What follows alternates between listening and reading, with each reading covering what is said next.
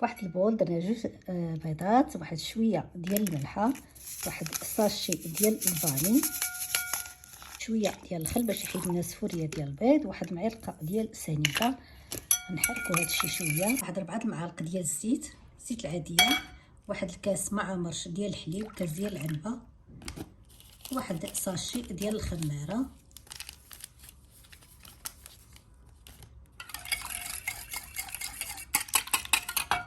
نبقاو نضيفو الدقيق، غنضيفو بالمعلقه، غنضيفو 2 معالق هما الاولين، نحركو الخليط، ونزيدو 2 معالق اخرين كبار عامرين،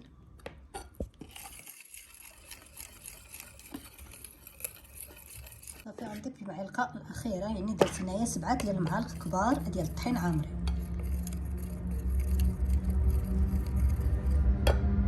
صافي هذا هو القوام ديالو، غنخليه يرتاح واحد 10 دقائق ونطيبوه.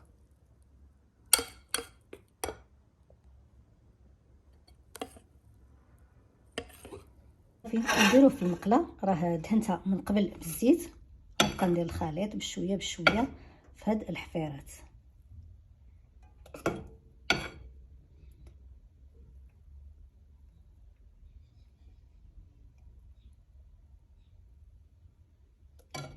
صافي نخليهم يطيبوا على نار متوسطه باش نعاودو نقلبوه. غنبداو نقلبوهم غير بشويه.